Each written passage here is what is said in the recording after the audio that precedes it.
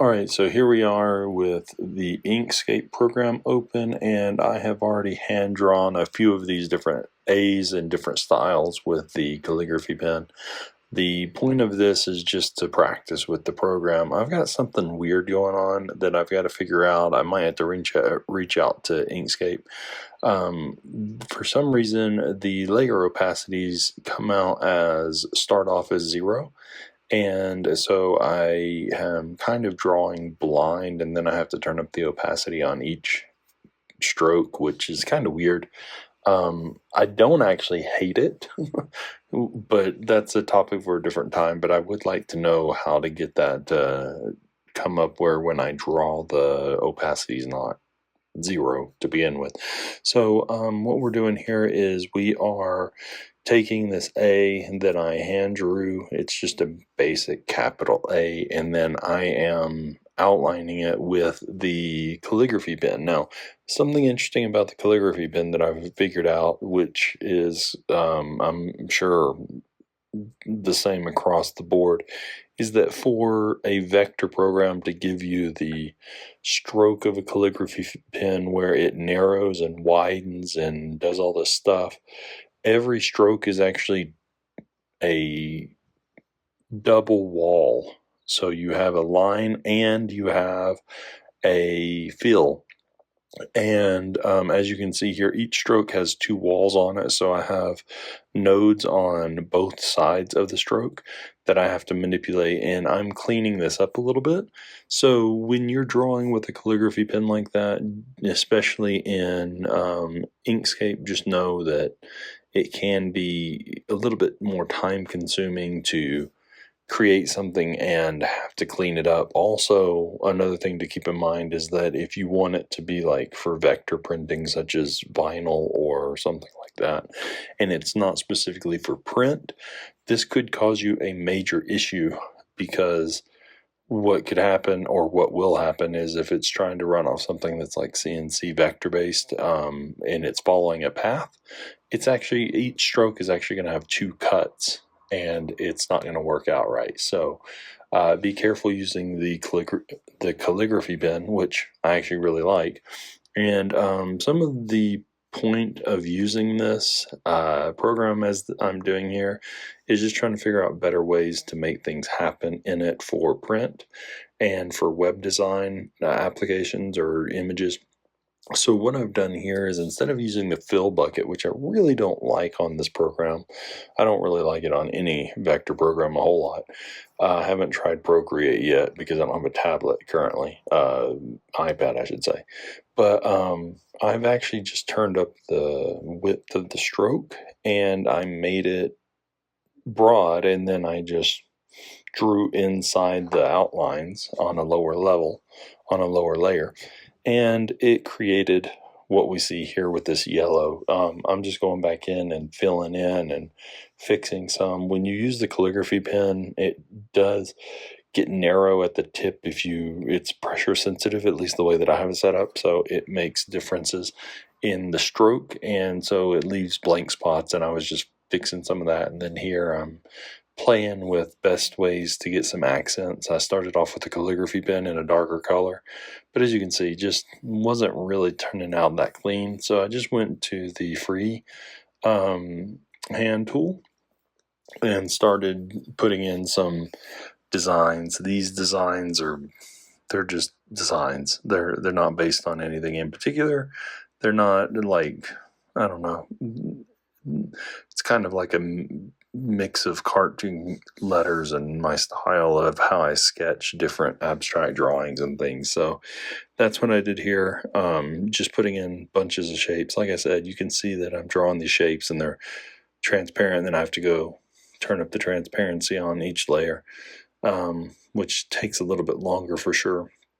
Here I'm just messing around with trying to get things in a better orientation, get it a little bit cleaner, get it more size appropriate for the space that it's in.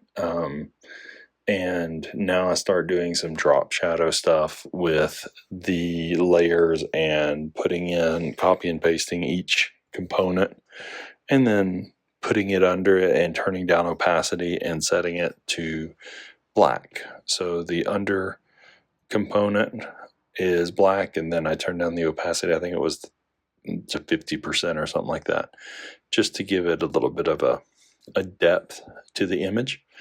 And I really like the calligraphy look for the outlines, so I've been messing with that a lot. It does leave a lot of open spots when you zoom in, though, so just know that if you use the calligraphy pen and you're using it for outlining, there's a lot of like empty spots if you don't zoom in and get them all fixed. And once again, if you're looking at doing it for any kind of vector stuff, you're going to have to really play with it. So, and do a lot of cleanup. So I did these top shadows and top components, and now I'm filling in. I'm looking at the best way to do the side shadows, and I figured out that the freehand tool was the easiest way to do that to get it consistent. I started off with the calligraphy pen, and it was just too inconsistent. And so I did that, and then I'm going to drop in some extra depth with some extra shadows. Now, keep in mind that I like my stuff to be super cartoony, and therefore I don't always try to get the shadows the right angle. I try to keep them relatively the right angle, but not exactly.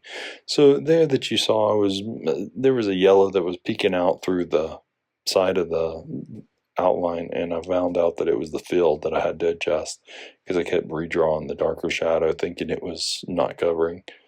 And yeah, so I just went around, and of course right now I'm zoomed in just to make it easier to get the detail that I want on certain things. It's funny because some people think I don't put detail because things are skewed and they're not exactly right, or that I can't do what's, the right angles and everything for shadows, but I can. I just prefer it to be more cartoony and less realistic. So you'll see all the shadows kind of run at different angles a little bit, and I like that. That's just what I do. So I was staying zoomed out a little bit more, and that one caused me a little bit of problem because of how close I was trying to get. So there's the A. It's, done. Could I do more to it? I could, but I was just trying to give a basic idea. So this here, I am doing a background for it. And if you notice, in Inkscape, like Illustrator or the other ones, you have to pick fill and outline. I thought I had them the same. Didn't. That's why you saw those lines at first. Now I've matched the outline and the fill together, and I'm doing little clouds behind it. And then I wanted to do a drop shadow behind, well, kind of a drop shadow, like just a separating border between the A and the cloud. And I actually am using the calligraphy pen here. I made some adjustments. I made the width of the calligraphy pen less. I didn't press as hard on the tablet since it is pressure sensitive. And then one of the cool things I really like about Inkscape is that, as you saw, the nodes were like crazy at first. The amount of nodes that it puts down when you're using the calligraphy pen and you go and hit the node tool is absurd. It's like millions of them, it seems thousands. But what you can do is, if you have it selected, like right there, you can hit Control L and it simplifies it down to these like fewer nodes, and you can keep hitting Control L and it keeps simplifying it until you get it to where you want. Now, you can oversimplify something to the point where it basically doesn't even resemble the shape that it originally did. So there is a balance, and so I went and simplified the outline, the backdrop of the A, and the outline of the clouds. I did not simplify these inner details. They may have been a little bit smoother had I simplified them. I didn't even think about that until just now. So you can definitely do that, and that allows you to, manage it a little bit more. Then here I am saving it. Exporting this was a little bit weird. So I'm selecting it, and then I'm going to shrink it to put it into, just a little area, and then I'm going to select it, and then I'm going to export it. And exporting was a little bit weird because it gives you these numbers and things, but then you can't adjust them back without, I actually don't know how you adjust them back without like remembering the numbers. So be careful with the numbers that you put in. I closed it out and then started over, and it still had the same numbers I'd put in. And then I ended up doing a select export, and then here you go.